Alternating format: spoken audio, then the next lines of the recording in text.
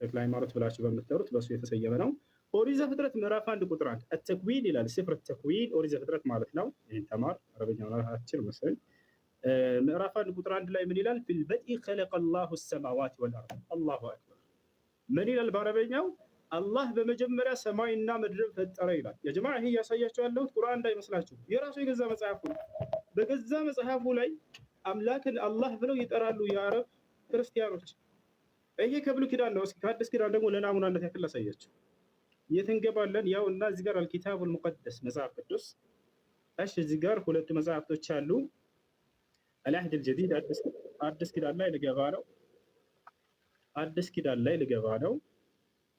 አዲስ ኪዳን የሐዋርያት ሥራን እስኪ እንመልከት። ስፍር አዕማል الرسول የሐዋርያት ሥራ ምዕራፍ 2 ቁጥር 22 ምን ይላል? ተመልከቱ። ቁጥር 22 ላይ በደንብ ተመልከቱ። أيها الرجال الإسرائيليون اسمعوا هذه الأقوال يسوع الناصري رجل قد تبرهن لكم من قبل الله بقوات وعجائب وآيات صنعها الله بيده يا الله سم من ይላል? እናንተ የእስራኤል ልጆች ሆይ ይሄን ንግግሬን ስሙ። እናንተ እንደምታውቁት የናዝሬቱ ኢየሱስ አምላክ አላህ በእርሱ በኩል ድንቅና ተአምራትን ያደረገለት ለእናንተ የተገለጠ ሰው ነበር ይላል። ያው አላህ የአረበኛው መጽሐፍ ቅዱስ ይሄ ቁርአን አይደለም። ይሄ ልጅ ምን አለ? የአረቦች ሙስሊሞች እንጂ በቃ አላህ የሚለው እዛ እንጂ አይታወቅም። ላይ ክርስቲያኖች ወገኖች ራሳቸው በአረብ ሀገር ላይ ይሄንን የአምላክ ስም እንደሆነ በደንብ ያውቃሉ። ይሄንን ወቅ ተማር። ሌላኛው ነገር ምን እያነሳ ነበር? ሌላኛው ያ እሺ፣ አሁን ሌላኛው ደግሞ የምጠይቀው ነቢያቶች አምላክ እግዚአብሔር እንደሆነ አስተምረዋል እያለ ነው። እስኪ ልክ እኔ የራሳችን መለኮታዊ መጽሐፍ ተብሎ የተገለጸውን ልንወያይ የተስማማበትን ቁርአን ላይ ነቢያቶች አላህ አላህ አላህ ብለው እንደጠሩት አንተ ደግሞ የገዛ መጽሐፍህ ላይ በዕብራይስጥና በግሪክ አለልህ እዚያ ላይ አውጥተህ የአምላክ ስም ነቢያቶች እግዚአብሔር ነው ብለው የተናገሩበት አንድ ጥቅስ እንድታመጣ ፈልጋለሁ። ይላል ከቁርአን ላይስ አላህ ብለው እንደጠሩ ነቢያቶች ታሳያለህ አንተ? አዎ በደንብ አሳያለሁ። ያው ማስረጃ ላውጣለህ። ለናሙናነት ያክል ማንን እናውጣ? ታላቁን ነቢይ አላህ ነቢዩ ኢየሱስ ነቢዩ ዒሳ ምን አለ? ተመልከቱ። የማን ምዕራፍ ላይ እንሄዳለን? የማርያም ምዕራፍ፣ የእናቱ ምዕራፍ ላይ ጭራሽ እዚያው ላይ ነቢዩ ኢየሱስ ምን ብሎ አስተማረ? ዒሳ ዓለይሂ ሰላም የኔ አምላክ አላህ ነው እያለ አስተማረ። ጌታዬና ጌታችሁን አላህን ተገዙ። የቱ ጋር ነው? ተመልከቱ። ያውና ቁጥር 36 ላይ ዒሳ አለ አላህም ጌታዬ ጌታችሁ ነው እና ተገዙት፣ ይህ ቀጥተኛ መንገድ ነው። ይህ ይበቃናል ጊዜ ለመቆጠብ ሲባል። ሌላኛው ምን ብሎ ነበር? አላህ ከአርሽ በላይ ነው። አላህ ከአርሽ በላይ ነው ትላላችሁ። ለመሆኑ ከነቢያቶች አምላክ ከአርሽ በላይ እንደሆነ የተናገረበት ቦታ አለ ወይ? አዎ አለ። እግዚአብሔር በዙፋኑ ላይ ቁጭ ብሏል። እግዚአብሔር በዙፋኑ ላይ ቁጭ ብሏል። ያውና ዙፋን ካላወቅ በአረበኛ አርሽ ማለት ነው። እሺ በአርሽ ላይ ስትነበር አርሽ የአረበኛ ቃል ስለሆነ ነው። በአማርኛ ሲቀየር ዙፋን ነው። ያውና አምላክ በዙፋን ላይ ደል ብሎ ተቀምጧል። መጽሐፈ ነገሥት ቀዳማዊ ምዕራፍ 22 ቁጥር 19 ሚልክያስም አለ እንግዲህ የእግዚአብሔርን ቃል ስማ፣ እግዚአብሔር በዙፋኑ ተቀምጦ ያሰላ። እግዚአብሔር በዙፋኑ ተቀምጦ ሌላን ጨምር።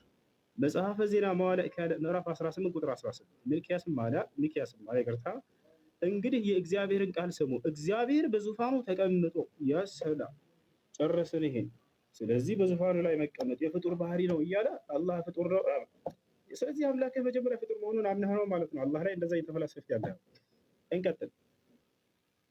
እንቀጥላለን። ሌላ ስለ አጋንንት በተመለከተ መጨረሻ ላይ በደንብ እንወያያታለን። ዛሬ አጋንንት ምን እንደሆነ በእስልምናና በክርስትና ሰፋ ያለ በእርሱ ላይ እናወራለን። ያ ሁላቸው የሚገነዘቡ ዘንድ እችን በደንብ አድርገህ ያዛት። ወጣላ አይደል? ስለ አጋንንት በደንብ አድርገን እናወራለን። ማን ነው በትክክል የገለጸው አጋንንትን? እስልምና ነው ወይንስ ክርስትና የሚለው ያዘው። እሺ አላህ ጣት አለው። ጣት ካለው ደግሞ ፍጡር ነው እያለን ነበር። ላ ያ አኺ እግዚአብሔር ጣት አለው። ያው ማስረጃ ያ ኦሪት ዘጸአት ምዕራፍ 8 ቁጥር 19 ጠንቋዮችን ፈርዖንን ይህስ የእግዚአብሔር ጣት ነው አሉት። እሺ ችግር የለውም ይሄ ጠንቋዮች ናቸው ያሉት እንለፈው። ሌላ ማን አለ ግን? ኢየሱስ ክርስቶስ እኔ ግን በእግዚአብሔር ጣት አጋንንትን የማወጣ ከሆንኩ አለ ኢየሱስ ክርስቶስ ያሰለው። ስለዚህ እግዚአብሔር ጣት አለው። ጣት ካለው አንድ ነገር ፍጡር ነው ማለት ነው እያለ የራሱን ፍልስፍና ይሰራል። ይሄ ልጅ ብዙ ጊዜ ላይቭ ላይ ተቀምጦ ይሄን ነበር የሚያደርገው። ዛሬ ተገኘህ አልሐምዱሊላህ። የሆነ ሐዲስ ያነሳና የራሱን ፍልስፍና ይሰራል። የሆነ ቁርአን ያነሳና የራሱን ፍልስፍና ይሰራል። በዚያ ከታች ያሉት ወገኖችን ያስቃል። በቃ እውነት ላይ ያሉ ያስመስላቸዋል። ገብቷቸዋል። ያ ነው አሁን የራስን ፍልስፍና ከዚህ ይሄንን። ስለዚህ አላህ ጣት ስላለው ፍጡር ነው ያለ አንድ ሊቅ ልታመጣልህ ትችላለህ? ከሊቃውንቶቻችን ከሙፈሲሮቻችን ወፍቄት ማታመጣው ነገር ግን አንተ አምላክ ጣት አለው ብለህ ካመንክ ይሄ የፍጡር መገለጫ ነው ካልክ አምላክ ፍጡር መሆኑን አምነህ ነው ማለት ነው የመጣው። ያው ኢየሱስ ክርስቶስ ራሱ እግዚአብሔር ጣት እንዳለው ተናግሯል ማለት ነው። እንቀጥላለን። እሺ ምን ብሎናል? አላህ ሰማይና ምድርን ከመፍጠሩ በፊት ቁርአን ይቀራ ነበር ብሎናል። ይሄ ልጅ ይገርመኛል። ለማንኛውም ማስረጃ ሲላሳየ ይሄ ضعيف ሐዲስ ነው። እሺ የነገሩህ ሰዎች ሸውደውሃል። ይሄ ضعيف ሐዲስ ነው። ላይቭ ላይ ሆነህ እንደምታወራ አይደለም ዛሬ ተይዛል።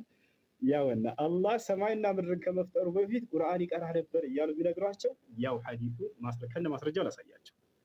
إن الله عز وجل قرأ طه وياسين قبل أن يخلق السماوات وقبل أن يخلق الخلق ب1000 عام فلما سمعت الملائكة القرآن قالت طوبى لأمة ينزل عليهم هذا وطوبى لأجواف تحمل هذا وطوبى لألسنة تنطق بهذا. حديث مننا ضعيف يا إسناده ضعيف ضعيفና ውሸት የሆነ ሐዲስ ነው። ላይቭ ላይ ከፍቶ ሲያወራ የሚውለው ታዲያ እንደዛ መስሎ ዛሬ መጣ ከሙስሊሞች ፊት ያው ውሸት መሆኑ ተጋለጠ። ምን ሁልጊዜ ባገኘውና እንደዚህ ሁሌ በገለጥኩት ከዚህ በኋላ የምትገባ ይመስለኛል እንዲህ አይነት ውሸት ያሸክፍታቸው። ለማንኛውም እስኪ ወደ አማርኛ እንቀይርላቸው። አረበኛ ነው ብሎ አረበኛ ተደብቃቸው እንዳይል ያው እና እዚህ ጋር የሐዲሱ ሰንሰለት ደካማ ነው፣ የትረካ ሰንሰለቱ ደካማ ضعيف ሐዲስ ይዘህ እንድትመጣ ከዚህ በኋላ ضعيف ሐዲስ ይዘህ እንዳትመጣ አጣራ። መቼ ነው ጠይቅሽ ሙስሊሞችን ይሄ ነገር እንዴት ነው ضعيف ነው ሐዲስ ነው እኔ እንዳው ሰው የሆነ መስሎኝ ነው ምናምን እያልክ ያንን እንድትንጠሩ ፊቱን ለምን እንደደበቀ አላውቅም። አላህ ይላዝ እኔ ፊት ለፊት እየተወያየሁት ሆያ በቀጣይ እንድትወጣ እሺ፣ የፊትን ገጽታ ማየት ፈልጋለሁ። እሺ ችግር የለውም በጣም እሺ። ቅድም አንተ በራስህ ሰዓት እያሳየው ስለሆነ ነው። አይሽ ነው እሺ፣ ተስማ እሺ። እና ይሄ ነው አላህ ይወርዳል ይለናል። ማን ነው ከነቢያት አላህ ይወርዳል ብሎ ያስተማረ? በደንብ አድርጎ እግዚአብሔር ይወርዳል። ኦሪት ዘፍጥረት ምዕራፍ 11 ቁጥር 5 ያው እግዚአብሔርም የአዳም ልጆች የሰሩትን ከተማና ግንብ ለማየት ወረደ። ምድር ላይ ግንብና ከተማ ለማየት ይወርዳል እግዚአብሔር ያሰናል። ስለዚህ ምን ብሎ ቀደም የሆነ እንትን አስቀምጣው አላህ ይወርዳል ከተባለ ስለዚህ ፍጡር ነው አለ። ተበከቱ አላህ ይወርዳል ስለተባለ ፍጡር ነው ያለ አንድ ሙፈሲር አምጣ ብለህ ወፍየትም አታመጣ። የማን ነው? የአንተ ፍልስፍና። ነገር ግን ይህንን መስፈርት አንተ የፍጡርነት መስፈርት ካደረግከው እግዚአብሔር ፍጡር መሆኑን አምነህ ነው ማለት ነው የመጣኸው። አሁን ወጣላ አይደል? እያንዳንዱ ለምታነሳው ትችት ሁሉ በመጽሐፍህ ላይ አለ። ምናልባት አንተ መጽሐፉን ላታውቅ ትችላለህ። ወጣ ስለ መጽሐፍ